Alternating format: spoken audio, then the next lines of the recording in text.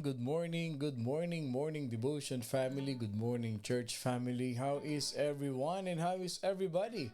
I hope and pray na lahat tayo ay nakapagpahinga ng maayos, nakatulog ng mahimbing kagabi because today is another day that the Lord has made.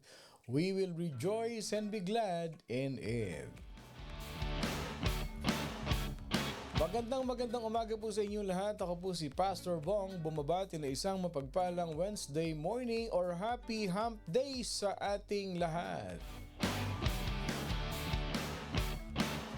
Binabati ko po ang ating mga kapatid dyan sa Middle East, mga kapatid natin sa Hong Kong, sa Pilipinas na nakikinig sa atin ngayon. Magandang gabi po sa inyong lahat. Mga kapatid natin dyan sa Europe, sa France, sa Italy, magandang araw po sa inyong lahat. Ano bang oras na dyan? Kapatid natin mga OFW, thank you for listening to our morning devotion. Kahit di nyo napapanood ito ng live, napapanood nyo yung replay na or an hour late. But thank you for listening and being with us sa ating morning devotion. We are indeed blessed by God. Ayan. Please continue sharing our morning devotion. Itag po ninyo ang inyong mga kaibigan, pamilya, kamag-anak, at marami pang kaibigan mga kapatid as they will also listen and hear the powerful message of the Word of God na pinag-aaralan natin every morning. Napaka-importante po nito. It is very powerful to each and every one of us to hear the Word of God. Wow. Magandang umaga sa ating mga kapatid dito sa Southern California. Mga nagda-drive natin kapatid dyan, ingat-ingat po kayo. May God's traveling mercy will be upon us. Mga kapatid, ingat-ingat sa pagda-drive. Please pray for Mel Season for pain on his back. Oh yeah, pagpe-pray natin ito mamaya. Okay, let's move on sa ating early bird for today. At maganda yung ating pag-uusapan mga kapatid. Okay, ang ating early bird for today is si Doc Casey Sagun. Congratulations, Doc Casey Sagun. Ikaw ang ating early bird for today. Tanggapin mo ang iyong premyo kay Lord mamayang 11:42. Congratulations kapatid. At ang ating third runner-up ay si Mamshi Sally Kunanan Dumigpe. Second runner-up, Mamshi Sally Kunanan Dumigpe. At ang ating third runner-up ay si Sister Eloisa Mendoza. Okay, mapagpalang Miyerkules, Pastor Bong and Morning Devotion family. Mahal na mahal kita, Panginoon, kailanman di kita ipagpapalit.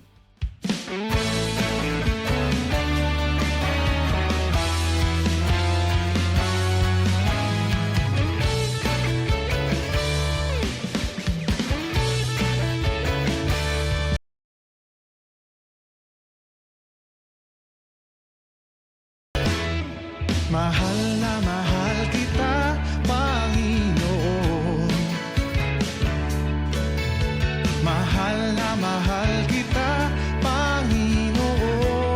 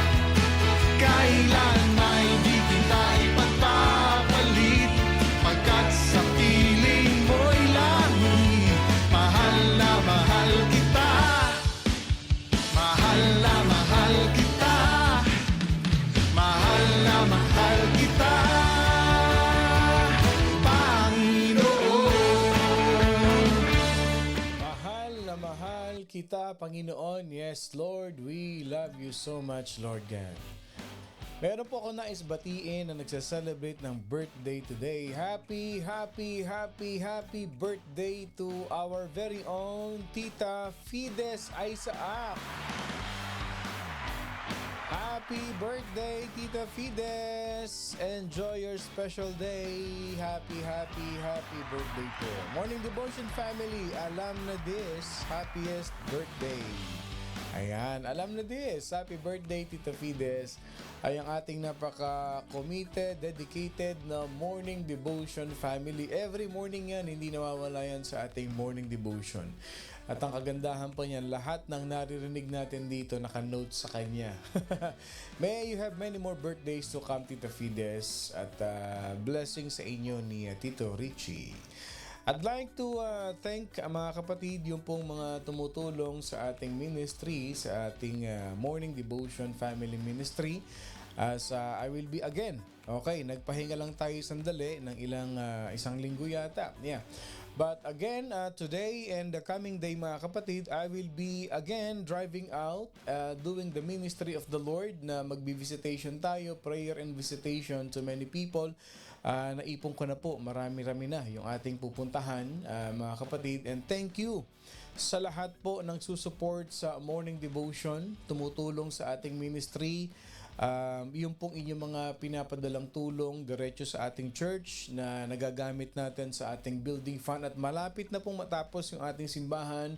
1 week na lamang po. I think it's almost finished at makikita po ninyo, ipopost ko po dito. No? Kasi pag sinend ko yung picture sa inyo, pinakita ko ngayon, medyo magulo pa. Hindi natin masyadong ma-appreciate. So it's better for you to see yung before and after mga kapatid ng ating church building.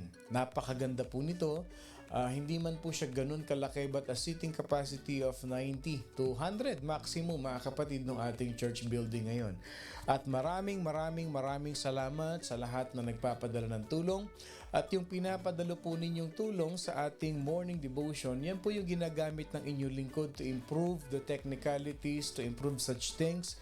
At yan po kung pwede nga lang na ipadala ko sa inyo yung mga resibo para makita ninyo. No, alam niyo naman ng mga tao ay masyadong maisip, no? But lahat po yan napupunta yan sa gawain ng Panginoon. Yung pong pagpunta natin sa mga prayer and visitation, yung pong pinapadala yung stars sa morning devotion. Maraming salamat po sa lahat ng sumusuporta at tumutulong sa ating morning devotion. Nawa ay pagpalain po tayong muli ng umaapaw na pagpapala ng ating Panginoon Diyos. Salamat po ng marami sa inyong lahat. Ayan. As we continue our morning devotion, mga kapatid, let us all come to worship our living God. At wag niyo kakalimutan to share, tag your friends, at yung pong inyong mga prayer request, just type in the comment section right after the worship song, and we're gonna pray for all your requests as one family, surrendering our petitions to God and believe that the power of the Lord is within us. Mga kapatid, let us all come to give worship to our living God.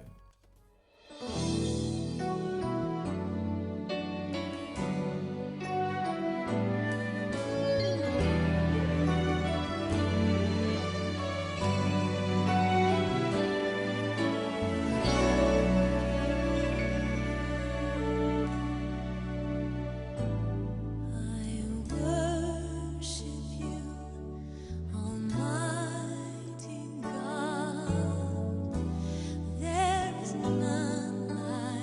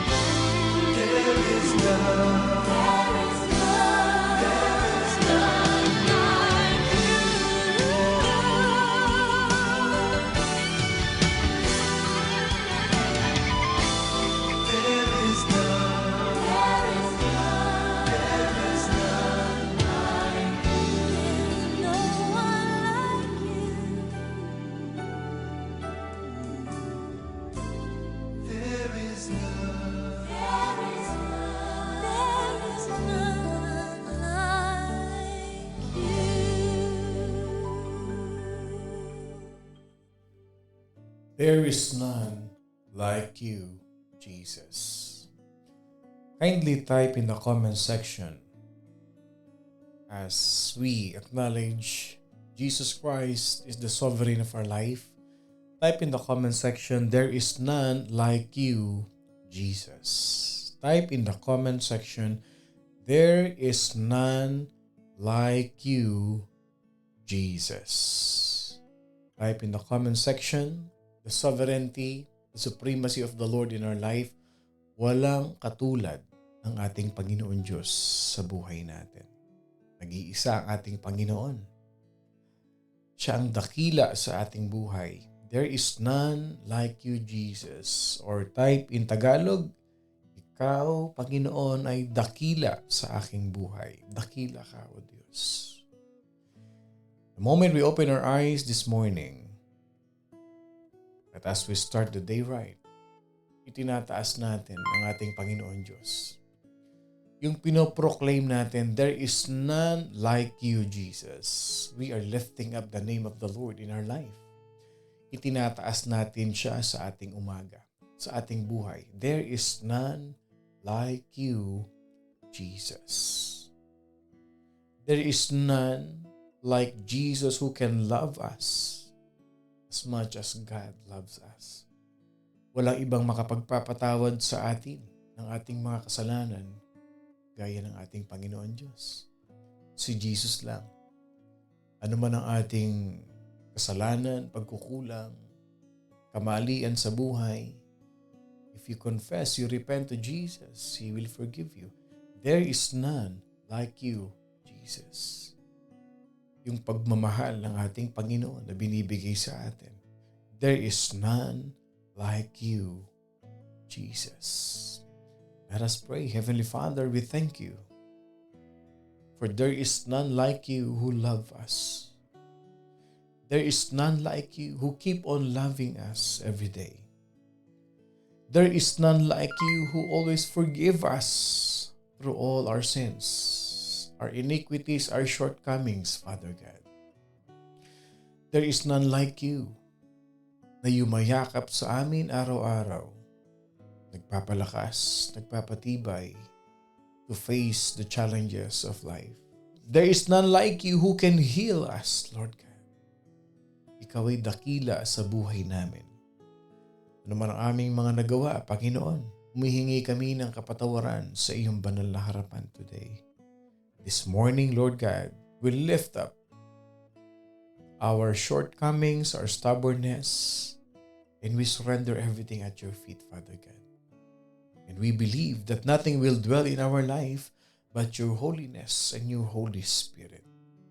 Maraming salamat, Panginoon. That as we open our eyes this morning, giving us a brand new life, giving us new strength, new favor, provision, healing, in your name, Father God Jesus. Sa iyo lamang kami, Panginoon, nabubuhay. Ikaw ang dahilan ng aming buhay at ikaw ang nagbibigay buhay sa mga taon ng aming buhay, Panginoon Diyos. You give us the years of our life and you give the life of our years, Panginoon Diyos. Salamat sa mga nag-celebrate ng kanilang birthday, Panginoon, for giving them another years of fulfilled blessings in your name, Father God. Lord, pinagpapasalamat din namin, Panginoon, ng mga taong ginagamit mo to become a blessing to other people. Tinataas ko sa iyo, Panginoon Diyos, ang mga anak mo, that you will give them the favor, the healing, and you will take care of these people, Panginoon. Unang-una si Lian Reyes, Lord, si Brother Mel Season, si John Frederick Ortega, at ganun din si Henry Cueto. Whatever their needs, Lord, we give glory to your name because you are working in their life right now. Lord, ganun din, Panginoon, personally, itinataas ko po sa inyo. Ang aking pong sarili, nagpapasalamat sa kagalingan na pinagkakaloob mo sa akin, Panginoon Diyos. At nagpapasalamat po ako, Panginoon, sa ginagamit mo upang matulungan ako, Panginoon, sa aking paggaling. Salamat kay Doc Nilo, Panginoon Diyos. Patuloy mo siyang gamitin, O Lord. Marami pang matulungan na kagaya ko, Panginoon Diyos. na nagbibigay ng kaluwalhatian, giving glory to your most precious name by helping people, by becoming a blessing to many people, Lord God. Lord, dalangin ko po, pagpalain niyo po siya. Gabayan at basbasan, Panginoon. Pagpalain ang gawa ng kanyang mga kamay, ang kanyang karir, ang kanyang buhay, ang kanyang pamilya, Panginoon Diyos. Na maging patuloy pa siyang pagpapala sa mga lingkod mo, Diyos. Salamat, Panginoon. Buong Morning Devotion family, we give glory to your name, Lord God. At i-bless mo po ang lahat ng nakikinig sa iyo ngayon. Pagpalain mo ang lahat ng aspeto ng kanilang buhay, O Lord God Jesus.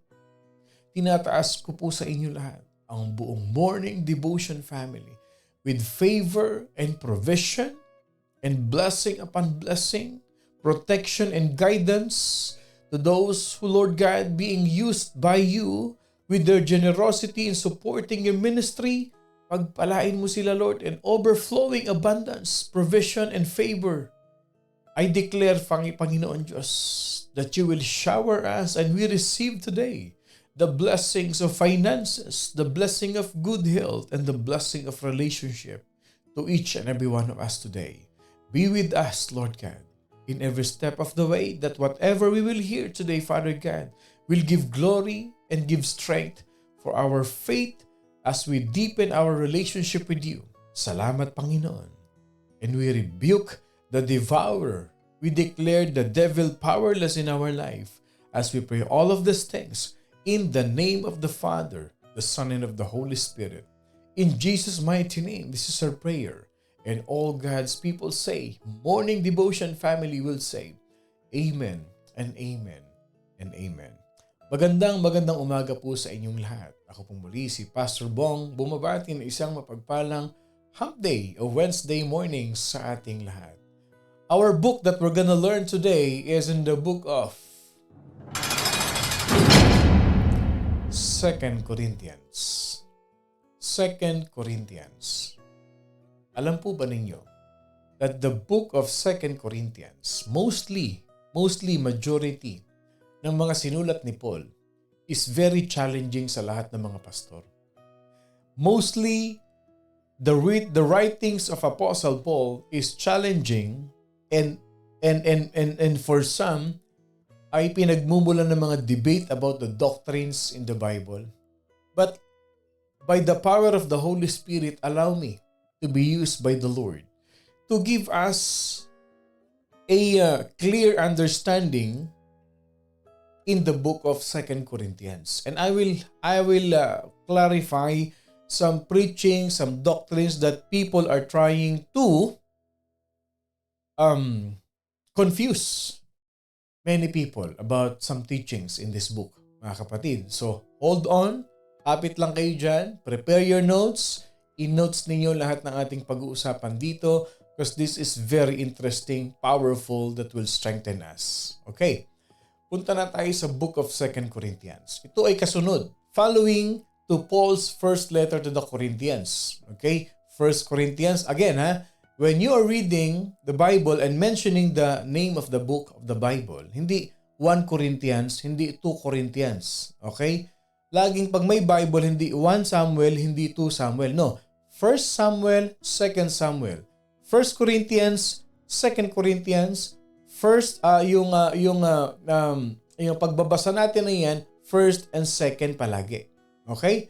1 John, 2 John, 3 John, hindi 1 John, 2 John, 3 John.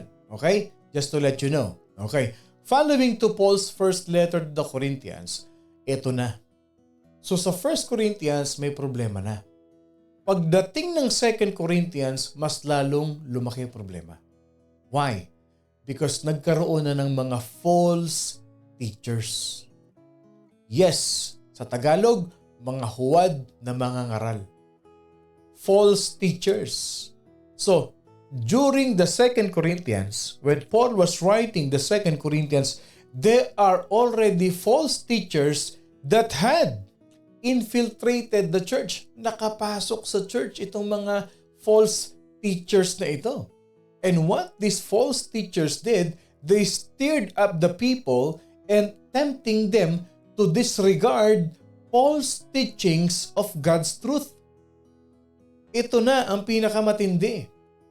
So they are trying to disregard the truth that was taught by Apostle Paul. Pumasok na itong mga huwad na pastor na ito. False teachers, obviously, dyan din ang galing yung mga yan. It came from elders or from previous leaders of the church. And it happened right ngayon. Nangyayari yan sa mga church. Ito, sample lang ko kayo. How did it happen? Saan ang galing yung mga false teachers na yan? Okay. They are trained. They are being homegrown in the church. They studied the Bible and then they took a lot of knowledge outside, everywhere, kung saan ang gagaling yung knowledge nila. And they are being consumed by wrong teachings because of wrong ideas that they gathered. So they stirred up, pinagsasama-sama nila ito, and as a result, nagkakaroon sila ng false knowledge and information. So yun ngayon ang ituturo nila. And it happened. Pag ang isang tao na train, totoo naman talaga na merong mga nagiging member ang mga church. Listen to this. May mga nagiging member ang church, and I hope you will agree with me because this happens rampantly in the church. Na pag ang isang leader na train, natuto sa Bible ng konti, naturuan ng pastor, nag-aral, pumasok sa ganito, pagbalik mas marunong pa sa pastor. Do you agree with me? There are some leaders like that in the church, and this is what happened to the church in Corinth. Pagbalik ni Paul, mas marunong pa sa kanya. There are some people in the church, pag nakinig na doon sa ganong preacher, pagbalik ng church, mas marunong pa doon sa pastor. Pinangungunahan pa yung pastor. At sasabihin nila, hindi, mali yung tinuturo ni pastor na yan. Napakinggan ko ganito, narinig ko ganito, kailangan palitan na yan. Ako na maging pastor. Dapat ganito na ang gawin. It happened. Do not be tempted to that. Tandaan ninyo, if you want to become a powerful leader, you must learn to be what? A good follower. Submission. O sabi ni Marites, madami po pastor. Do you believe in that? That there are some people in the church na natuto lang, nagbasa lang ng konti, marunong pa sa pastor? Yung hindi nagsasubmit sa pastor, yung nakikipagdebate pa sa pastor? There are some people like that. No? Can I see an amen if you agree with me? Yeah. So Paul was teaching God's truth in the church of Corinth. However, when these false teachers infiltrated the church, they stirred up the people. They influenced the people. They convinced the people. So mga kapatid, ang nangyari, they claimed that he was out of touch. So siniraan nila si Paul. Siniraan ng mga false teachers si Paul. Okay, ito pa isa. Isa sa mga sign ng false teachers, yung mga self-proclaimed. Yung mga self-proclaimed false teachers yan. Hindi ka naman inordain, pinroclaim mo yung sarili mo na pastor ka. False teachers yan. Sino nag-ordain sa iyo? How did the Holy Spirit ordained you? So ito yung mga false teachers na yan. They claimed that he was out of touch with reality. Hindi makatotohanan yan tinuturo ni Paul. Yung mga tinuturo ni Paul, paano natin magagawa yan? Tignan mo naman ang buhay natin. Let's say, ganito. Let's say, nagturo ngayon si pastor, si Paul, nagturo siya na give generously to God. So, kukontrahin to ng mga false teachers. Tignan niyo yung pastor na yan. Tignan niyo yung si Paul na yan.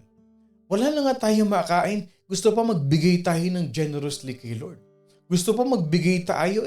Ito nga, hirap na hirap tayo na sa trabaho. Do you think that's a reality ng buhay? So, mali ang tinuturo ni Paul na yan. They claim out of touch daw yung reality that Paul was teaching. Ano pa? That Paul was so proud. O, kita mo yung tao na yan. Napaka-righteous. Akala mo hindi gumagawa ng kasalanan. Ito pa isa. One thing that they attacked Paul is unimpressive in appearance and speech. Hindi naman magaling magsalita, ni hindi nga marunong mag-English.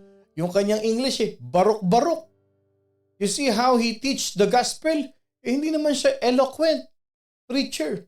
Hindi naman siya eloquent na magturo ng salita ng Diyos. Ang hirap nga intindihin. And unimpressive ang appearance niya. Kita mo nga yung suot niya. Ang dumi-dumi, hindi naman ganun kalinis. They attack him. Personally, they attack him with what? With his knowledge, how he speak. That's how they attack Paul. Because of this what? False teachers. And they even say that Paul is unqualified as an apostle of Jesus Christ. Hindi yan dapat apostle ni Jesus Christ. Many people nowadays, they do the same thing. They do the same thing. But I'll tell you this. They can humiliate. They can insult. They can mock your personality. They can mock your educational background. They can mock the way you speak.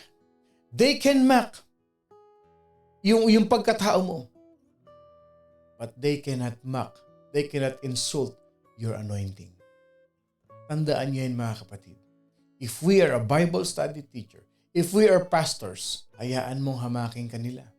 As we go on to our message, you will see, you will learn, you will be strengthened by the powerful and inspirational word that Paul will give us today. Hayaan mong hamakin kanila. Pero hindi nila kayang hamakin yung anointing of the Holy Spirit that is in you. Hindi ka man ganun kagaling magsalita. Hindi ka ganun kagaling mag-English. Hayaan mong laitin kanila. Let them insult you, but they cannot insult the Holy Spirit that is in you. Kahit ikaw, nilalait ka sa trabaho mo. Minamaliit ka ng kapwa mo. Hayaan mo lang sila. You have the anointing. You have the Holy Spirit in you. Magkikita-kita rin tayo sa finals. So by the time Paul wrote 2 Corinthians, the atmosphere in the congregation had what? Dramatically changed. Nung sinulatan na ni Paul ang mga taga-Korinto, by the time that Paul sent his letter to 2 Corinthians, the atmosphere has been changed dramatically. Unti-unti na bago na. Why? These believers, they realized that they had been fallen short of the glory of God. Oo nga, nagkakamali nga tayo. We have been doing the wrong thing. And we allowed sin and deception to contaminate the church. Tandaan ninyo. Remember this, the works of the enemy is temporal, but the works of God is eternal. Bakit kamo? Siraan man kayo ngayon, lalabas din ang katotohanan. Ilalabas ni Lord. So when these false teachers destroyed the reputation of Paul, the Holy Spirit worked in them and they realized, yes, Apostle Paul or Pastor Paul is right. And we have to stand the truth. So what did Paul did? Anong ginawa ni Paul? He sent Titus to Corinth. Pinadala niya si Titus to deal with the misconceptions and also to encourage them in their faith. Si Titus, dinisciple ni Paul. Okay? Pinadala niya si Titus. Titus, you go there to Corinth. I want you to encourage these people. And I want you to correct the misconceptions. Whatever is necessary, do it, preach it. I-disciple mo sila. Tell them about God's Word. So nung bumalik si Titus, nag-report na siya kay Paul. When Titus returned, the Apostle Paul rejoiced to hear that the Corinthian church were getting back on track. Wow! At last, praise the Lord. Ibig sabihin, gumaang ang problema, they went back, they stand with the truth, and they believed Apostle Paul. Nag-report na si Titus, sabi ni Titus, boss, okay na. Yeah, kinausap ko na sila doon. Yung majority, yung minority, kinausap ko na. The letter of 2 Corinthians, the letter of Paul, was written to express Paul's thanksgiving for what? Because majority of the people of the congregation, they repent. They repent, they repent. They repent from what? From their rebellious act. O yung kanilang mga ginawa nilang mga the things that they misconceptualize. Okay? So ang ginawa nila, nagrepent sila, okay, ayusin na natin ang church. And then what happened was, before, the rebellious people are the majority and the obedient people are the minority. Ngayon nangyari, when Paul wrote to Corinth, okay, in the 2 Corinthians, what happened was, the minority was the rebellious people and the majority was what? The obedient. Because they repented and they accepted the authority of Apostle Paul. Tandaan natin mga kapatid, all rebellion is sin. Lahat ng pagre-rebel, kasalanan yan. Rebellious to parents is a sin. Even the Bible says, honor your father and your mother. So when you rebel, pag nagrebelde ka sa magulang mo, nagkakasala ka. Rebellion to authority in the government, nagkakasala ka rin. Why? Because the government was established by the Word of God. Kung papansin ninyo lahat ng law, galing yan sa Bible. Yes. What else? Rebellious to your church leader? Rebellion to pastor? It is a sin. Why? Tandaan ninyo, ang mga pastor, kami ang may pananagutan sa Panginoon Diyos. Kung may ginagawa kaming mali, mananagot kami sa Panginoon. So, me myself, if I will rebel to my pastor, if I will rebel to those religious leaders, sa mga mentor ko, I am sinning to God. Importante sa atin ang submission to authority. This is what Paul is saying because the church of Corinth is becoming rebellious to him. So God rebuked them. Tandaan natin, all rebellion is sin. And Paul knew that even a hint of this would bring spiritual destruction. Ibig sabihin nito, ganito. Mag-isip ka lang ng rebellion. Mag-isip ka lang ng paglaban. Mag-isip ka lang na hindi pagsunod sa pastor mo will bring spiritual destruction in you. Ito ang sinasabi ng 2 Corinthians, not me. I'm just relaying kung ano yung matututunan natin dito. So, throughout the book, anong ginawa ni Paul? Throughout the book of 2 Corinthians, he defends his what? His conduct. He defends his character and calling as an apostle of Jesus Christ. Kasi talaga naman tinawag siya ni Jesus Christ in his road to Damascus. He encountered Jesus himself. But he also compliment the people of Corinth, the church of Corinth, for their desire to surrender to God. Pinagtanggol lang ni Paul yung kanyang sarili. Sinabi niya, hindi naman ako nagsasalita ng ganito to prove myself, but I am speaking in behalf of the Holy Spirit who ordained me, at kaya ako ito ginagawa. Reality hurts. Bites, mga kapatid, reality bites. Truth hurts. Anong masama sa pagsasabi ng tama? Wala. Anong masama pag nagsasabi ka ng totoo? Wala. Though it hurts, pero yun ang totoo. Hindi mo sinusugarcoat at doon nagagalit ang mga Corinth because of the false teachers. Ginagatungan niya yung mga tao, itong mga false teachers na ito, they fueled up, ginagatungan nila yung mga tao para magalit sa kanilang pastor. Because Paul is teaching the truth.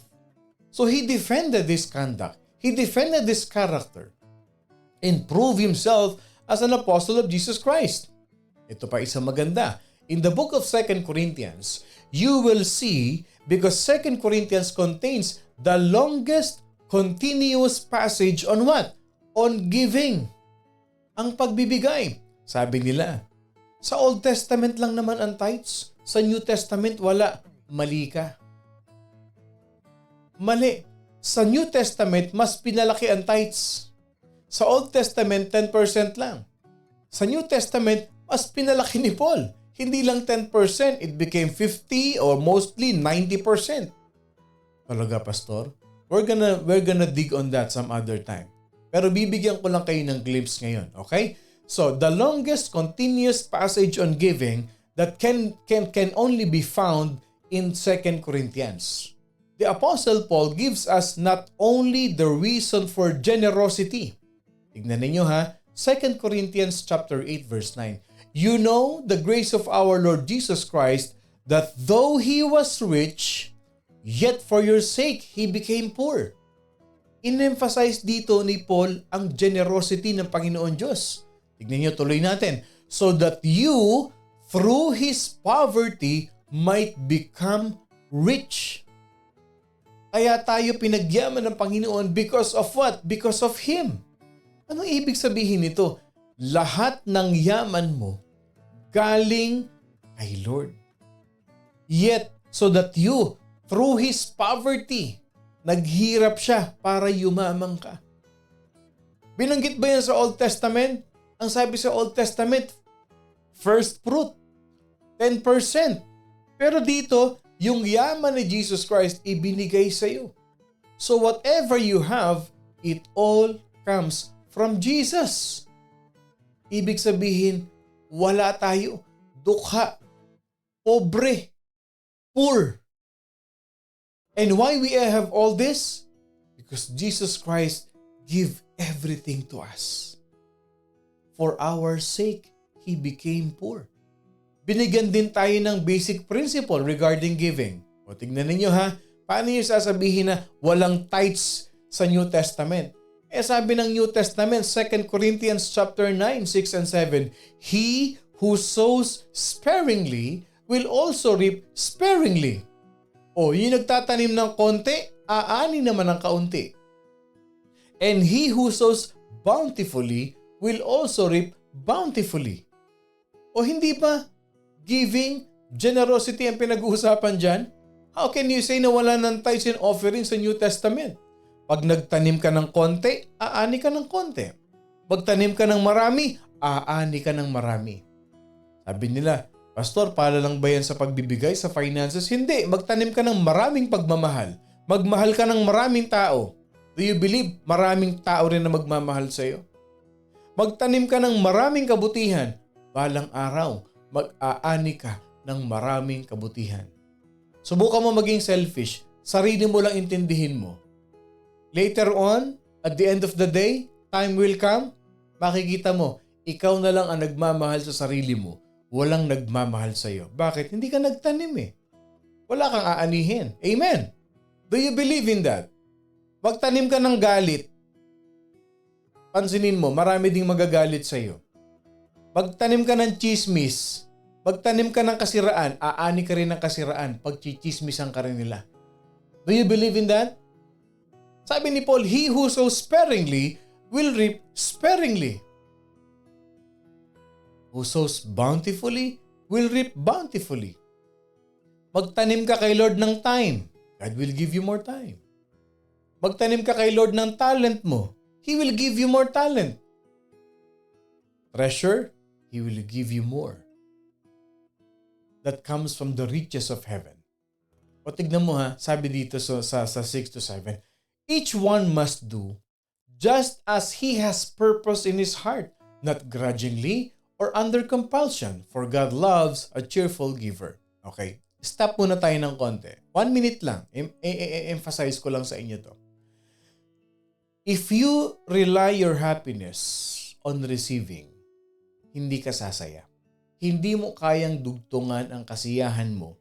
Pag ipinabase mo ang kasiyahan mo, if you will base your happiness based on what you will receive, you cannot expound, you cannot extend your happiness. Why? Because if you're expecting something and you did not receive it, you will be disappointed. Let's say, sa Christmas gift, okay, you are expecting that you will receive an iPhone. So pag na-receive mo ang iPhone, you will be happy. Someone will give you an iPhone. But, paano kung ang na-receive mo is Oppo? Will you be happy? Kung ang na-receive mo yung mga sagigilid lang na telepono, I'm not humiliating, pero ganito lang ang realidad ng buhay. Pagbukas mo, ay, iPhone, hindi pala iPhone. Di ba disappointed ka? If you will base your happiness on receiving, you will fail. Look at what Paul is saying. If you will base your happiness in giving, the more you give, the more you will become happier. Yung pang pagbigay ka ng bigay, nakikita mo yung mga taong binibigyan mo masaya, mas lalo ka sumasaya. And the more you give, the more you make yourself happy. The more you give, the more you satisfy yourself na ang sarap talagang magbigay. Ang sarap magbigay. Nakakataba ng puso. Survey lang. Ilan sa atin dito ang giver? Ilan sa atin dito yung masaya ang puso mo pag nagbibigay ka? Yung bang hindi ka namimili, ay ito lang bibigyan ko, wag na yan. Hindi na ito. Selective giver. May mga ganon, selective giver. No? Ito, gusto ko itong, ay, wag mong bigyan, wag mong tulungan yan, wag mong suportahan yan. Ito, dito tayo sumuporta. Ilan sa atin dito ang yung cheerful giver na tinatawag? Let's see. Tignan nga natin. Just a survey lang. How many of us here are cheerful giver? Be honest ha. Yung nagiging masaya ang puso ninyo pag nagbibigay kayo, ilan sa atin dito yan? Yung masaya ang puso ninyo pag nagsesend kayo ng star sa ministry? Yung masaya ang puso ninyo pag nakakatulong sa kapwa? Ilan dito yan? Let's be honest. See? Amen. Lahat tayo. No? Sabi ni Lord, sabi niya dito, just as He has purpose in His heart. So yung giving, longest. Dito mo lang makikita sa 2 Corinthians. The letter of Paul in 2 Corinthians highlights, ang dami nag-amen. That's me, all mine to give. Amen. Pagpalain nawa kayo ng Panginoon Diyos. Pagpalain nawa ang mga giver ng morning devotion. At yung mga hindi pa-giver, hindi matulungin sa kapwa, ay pag-aralan ninyo, kapatid. Masaya sa puso. Masaya sa puso. Lalo na kung kayo ay tumutulong yung across the board, kahit sino tinutulungan ninyo. Hindi lang kayo namimili ng tinutulungan, maging matulungin sa kapwa, mga kapatid. Maging matulungin sa kapwa. Kasi ang Panginoon Diyos natin is a God of giving. He is a giver God. Binigay niya lahat. Sabi nga, naghihirap siya para sa atin, para tayo yumaman. Okay. Tingnan niya, sabi dito, we don't own everything. Belongs to God. Pahiram lahat ng Panginoon kung ano ang meron tayo. Yeah. Kaya wag maging selective. May pagkakaiba ang giver at saka ang generous. Alam niyo yung pagkakaiba ng giver? A person who is a giver can only give what he has. Pero ang generous person, kahit wala nang ibibigayan, magbibigay at magbibigay yan. Yan ang pinagkaiba ng giver. Yung giver, wala na. Next time na lang, sa susunod na lang. Natitira na lang to para sa akin. Pero ang generous, yung tipong sinasabi nilang isusubo na lang, ibinibigay pa. Yan ang generous. It doesn't matter how much is the cost. It doesn't matter how big it is. Ang importante yung puso. Generous ka sa puso mo. Okay? So this letter also highlights some interesting personal details regarding the Apostle Paul. He also recorded the degree of his sufferings for Christ. Isinulat ni Paul dito. Basahin ninyo 2 Corinthians chapter 11. Ikalawang Korinto 11:22-33. Gusto mong makita? You wanna see the sufferings of the Apostle Paul? 2 Corinthians 11:22-33. There you will see, pinalo, kinulong, pinahirapan, ginutom. Yan ang mga sufferings ni Paul in 2 Corinthians 11:22-33. What else? Okay, ito, very important thing. In 2 Corinthians, Paul gives us a famous description of yung tinatawag na third heaven. Many people, many preachers, they debate on this. Third heaven. Ikatlong langit. Langit sa lupa, langit sa langit, at langit sa langit sa langit.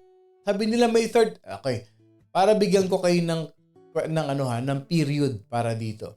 Okay? Mga pastor, nagtuturo, religious groups na nagtuturo ng third heaven. For you to know. Saan makikita? 2 Corinthians chapter 12 verse 2. Okay?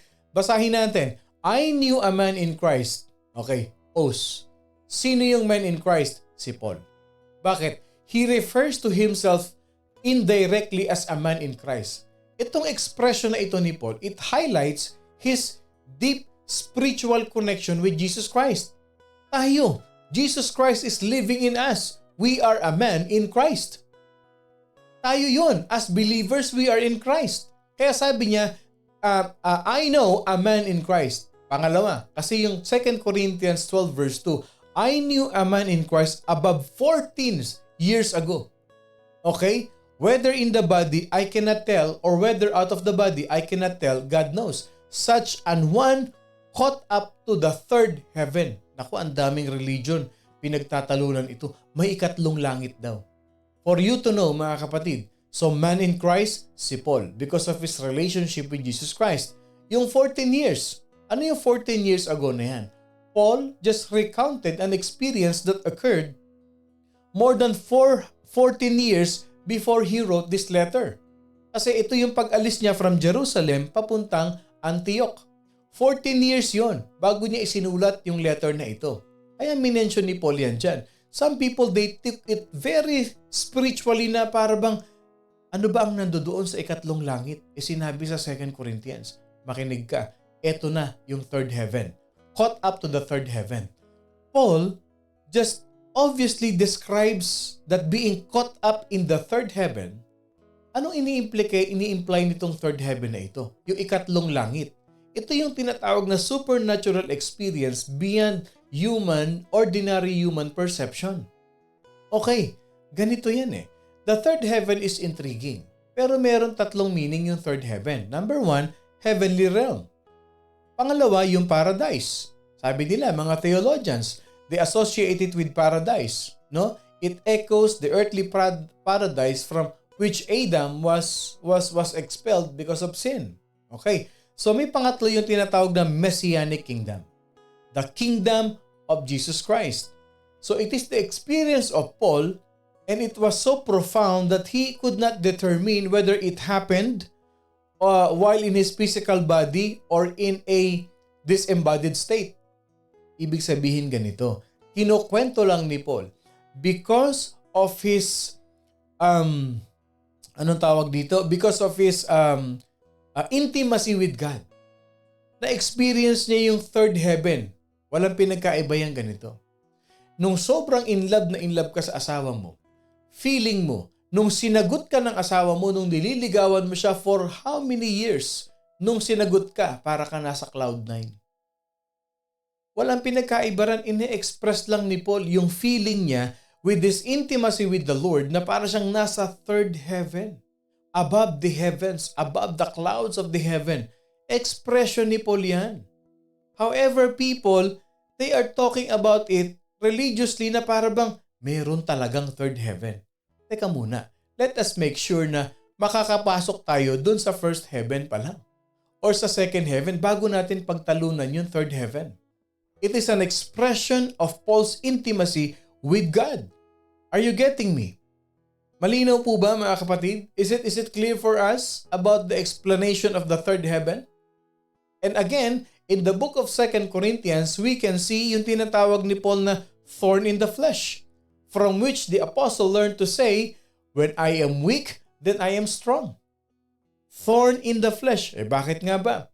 Sa isang lingkod ng Diyos, sasabihin natin ganito, nagsaserve naman ako kay Lord, bakit naman nagkaroon pa ako ng ganitong sakit? Bakit naman ako pa? Sabi ni Paul, for when I am weak, then I am strong.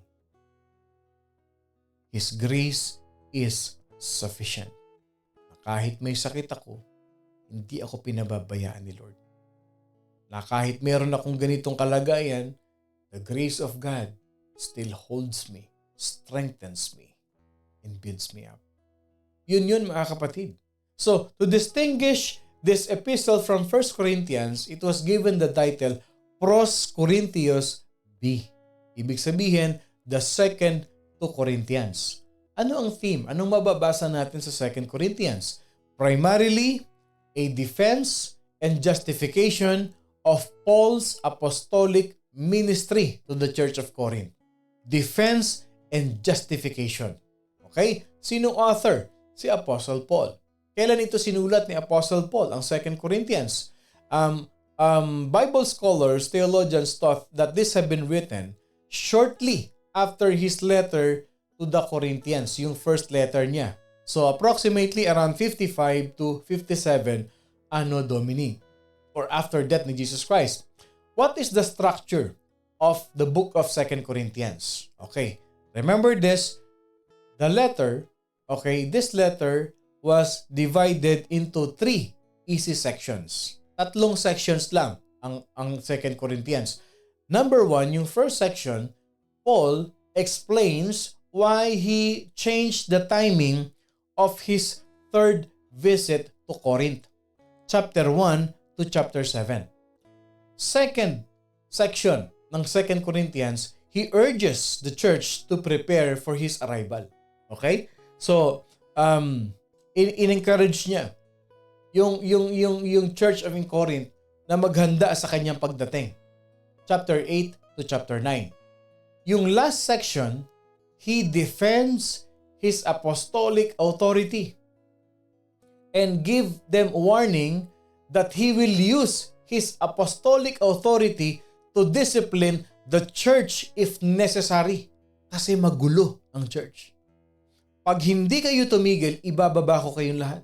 Pag hindi kayo tumigil, I will use my apostolic authority bilang pastor para tumigil ka sa ginagawa mo.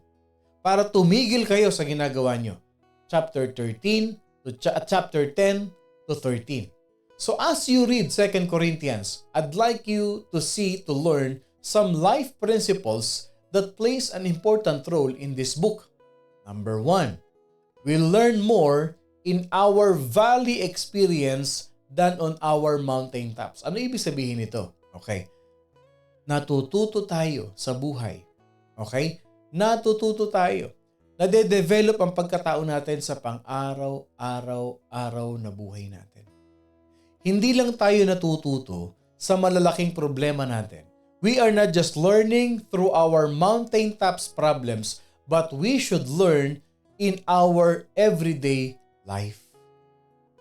Yung mga na-encounter natin everyday, the things that we encounter in our job, the things that we encounter in our family, the things that we encounter with our relationship, with our marriage, every day, we should learn. We should learn. 2 Corinthians chapter 1 verse 9, we should not trust in ourselves, but in God who raises the dead. Ibig sabihin, every day, put your trust in God. Kasi minsan, kadalasan sa mga tao, they will just come to God during the mountaintop experience of their life. But in everyday life, they forget who God is. Ang ginagawa natin, spare tire lang si Lord. Ginagamit lang nating reserve si Lord. No, we should learn in our valley experiences. We should learn in our daily experiences in life. Yan ang gusto ni Paul na matutunan natin. Can I see an amen to that? How many of us are learning every day sa buhay? Yung mga small details ng buhay natin, malaki ang effect niyan sa buhay natin. How we respond to problem, how we respond to situation, how we determine the circumstances in life, that is how we learn. Diyan tayo natututo. Amen. O amen. Sino dito ang we need to learn every day ng buhay natin? Hindi aksidenteng nangyayari sa buhay natin yan. There is no such thing as accident in the life of a believer. Pangalawa, the dark moments of our life will only last as long as it is necessary for God to accomplish His purpose in us. So kung may nangyayari sa ating hindi maganda, if there is some things that is happening in our life, let we say this is the dark moments of our life, only God knows when it will end. Baka mamaya, kaya na po-prolong yung ating mga dark moments, yung mga dark situations natin kasi hindi pa rin tayo natututo sa buhay. It will only last as long as it is necessary for God to accomplish His purpose in us. Amen. Totoo yan. Okay, pangatlo na life principle. Okay, ito yan. The awareness of God's presence energizes us, gives us strength for our work in the Lord. Pag alam mo na ang presence ni Lord ay kasama mo sa buhay mo, lalo kang lumalakas. Can I see an amen to that? Can I see an amen to that? I want you to type in the comment section, the presence of the Lord gives me strength. Yan ang life principle. The presence of the Lord gives me strength. Type in the comment section kung sino yung gusto lumakas ngayong araw na ito. Anyone here who wants to be strengthened by God, type in the comment section, the presence of the Lord gives me strength. So if we are aware of God's presence, it energizes us for work. Type in the comment section, the presence of the Lord gives me strength. Amen and amen to that. What else? You can never outgive God. You can never outgive God. Hindi mo kayang pantayan, lampasan ang kayang ibigay ng Diyos sa buhay mo. Hindi mo kayang tapatan. Why? Because the presence of the Lord gives me strength. Okay? Ito pa isang life principle. Brokenness is God's requirement for us to be used for us to be used in a maximum usage for the Lord. Okay? Brokenness is God's requirement for us to be used by God. Kailangan mabali, mabasag ang pagkatao natin para magamit tayo ni Lord. Kasi if we are still living in our sinful life, we cannot be used by God. We cannot be used by God. So brokenness is God's requirement for maximum usefulness in us. Okay, malapit na tayo matapos. 5 minutes, promise. Or less than 5 minutes. So when you open the page of 2 Corinthians, you are almost reading the personal journal of Paul. Personal journal of Paul. So more than anywhere else, Paul opened up here in 2 Corinthians about his stress, his struggles, his fears, and his frustrations. Inopen lahat ni Paul dito. Yung takot niya, yung challenge niya, yung struggle niya, yung frustration niya sa Lord. Alam niyo, one day when I was reading this, I was in tears. Why? I can relate to Paul. I can deeply relate to Paul. And even my life, the way God called me, I can relate to Paul. Paul was blinded for 3 days. I was having nightmare for 3 days. Paul, after the blindness of 3 days, he got baptized. After having 3 days of nightmares, I got baptized on the 4th day. And when I got baptized, I asked God, Lord, what do you want me to do? Then I started reading the Word of God. And as I journey my life as a pastor, I can feel the stress, the struggles, the fears, and the frustrations of Paul. But as we go along, yan lang kayo, I'll teach you a very powerful lesson. In some passages, he defended himself against critics. Sa mga nakakakilala sa akin, you know me. Alam niyo yung pinagdaanan ko. Paul defended himself against critics. And in other places, Paul discussed how discouragement would never stop him. Hindi siya titigil. Kahit maraming discouragement na dinanatan si Paul. This is a precious, invaluable letter for anyone who feels yung tinatawag nating under siege or under attack while doing the Lord's work. Alam niyo po, ang 2 Corinthians, basahin natin ito, lalong-lalo na sa mga pastor na kagaya ko.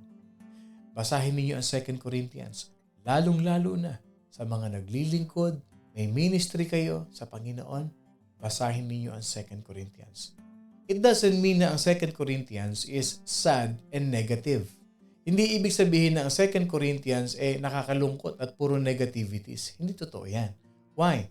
Dapat ang 2 Corinthians, we should learn how Paul dealt with times when he was troubled on every side. Bakit? Sabi ni Paul, outside were conflicts and inside were fears. Sa mga pastor na kagaya ko, sa mga naglilingkod sa Panginoon, serving the Lord with their ministry, may kanya-kanya kayong ministry. Tatandaan ninyo, outside were conflicts and inside were fears. Natatakot din tayo. Tao rin tayo . Sabi nga ni Paul, nung sila ay nagpunta ng Macedonia, wala kaming pahinga. Outside were conflicts and inside were fears. But he trained himself not to lose heart. Huwag tayong mawalan ng pag-asa. The Lord is with us. Even though our outward being is perishing. Kahit na nanghihina tayo. But the inward man, by the power of the Holy Spirit, we are being renewed day by day. Nanghihina man tayo sa problema. Nanghihina man tayo sa pinagdadaanan natin sa pamilya natin, sa buhay natin. Pero tandaan ninyo, the inward is being renewed every day.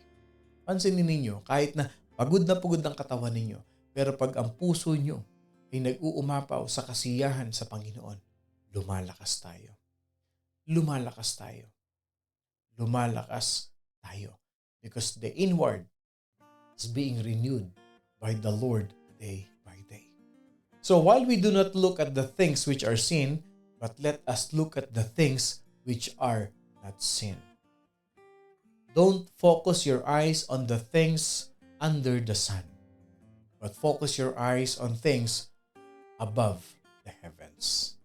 So, the secret to daily renewal, paano marirenew ang ating feeling, ang ating damdamin, ang ating puso everyday? Anong sikreto? Focus on things that are unseen. Paano marirenew ang isip? Lalakas ang isip natin, magkakaroon ng determination.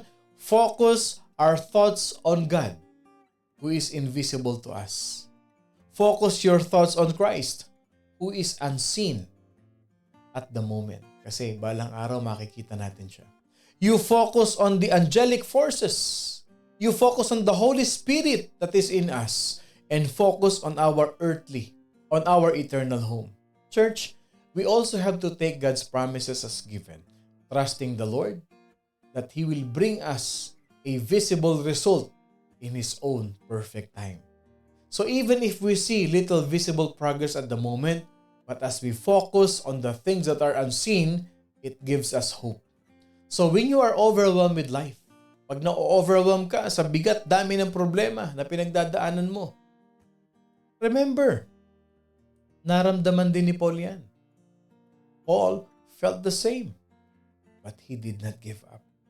He did not lose heart. Ganon din tayo. Ano mang bigat, problema, pagsubok sa ministry, pagsubok sa church, pagsubok sa pamilya, challenges sa trabaho, challenges sa pamilya, do not lose heart.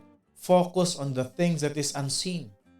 Trust that God's hand is working in you. He will never leave you nor forsake you.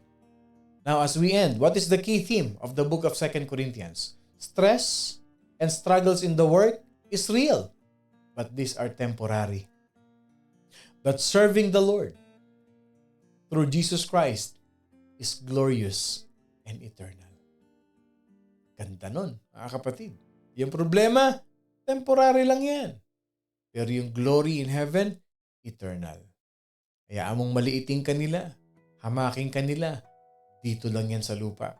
Kasi pagdating sa langit, pinupuri natin ang Panginoon at pupurihin ka ng Panginoon sa iyong pagtitiis, sa iyong pagpapagal, sa iyong pagkapit sa kanyang mga salita. Key challenge. Anong challenge natin? What should we do? Application sa buhay natin. When we are being overwhelmed, change your focus from seen to the unseen. Trust that the Holy Spirit, God, will give you victory in your life. What is our key verse for today? Ano ang ating key verse? Dapat nating maintindihan. For our light affliction, which is but for a moment, is working for us a far more exceeding and eternal weight of glory. Sa Tagalog po yan, napakaganda. Sapagkat inihahanda tayo nitong magaan at panandaliang kapighatian. Yung bigat ng problema mo, pagdating sa langit, kinukonsider lang yan as magaan. Sapagkat inihahanda tayo nitong magaan at panandali ang kapighatian. Bakit tayo hinahanda? Why is He preparing us? Para sa walang hanggan at di masukat na kaluwalhatian. Ganda, no? He is preparing us for a far more exceeding and eternal weight of glory. Yung problema, magaang yan. Alikabok lang yan. Sa matatanggap natin na napakalaking biyaya na grasya, mercy, favor, at blessing ni Lord in heaven. Kaya mga kapatid, palakasin ang mga sarili. Believe that God is in you. Let us pray. Lord, Father, thank you for today. Salamat, Panginoon Diyos, that whenever I encounter obstacles and difficulties in serving you, in our church, in our ministry, in our life, because we want to serve you, Lord God, help us to remember that serving you has eternal value. Thank you, Lord. Thank you, Lord. Thank you, Lord. In Jesus' name we pray. Amen and amen and amen. Magandang umaga po sa inyong lahat. Ako pong muli si Pastor Bong, bumabati na isang mapagpalang Wednesday morning sa ating lahat. I will be in Orange County area, dyan po sa Costa Mesa for my prayer and visitation. Kung meron po kayo mga prayer requests, you can text me. Kung malapit lang ako sa inyo, I can come to you and pray for you. At wag na wag lagi niyong tatandaan, mga kapatid. Whatever challenges in life, focus on the things that are unseen and not with what we see. At wag na wag niyong kakalimutan, we are blessed by God. I love you all, mga kapatid, with the love of the Lord. Hallelujah! Come on!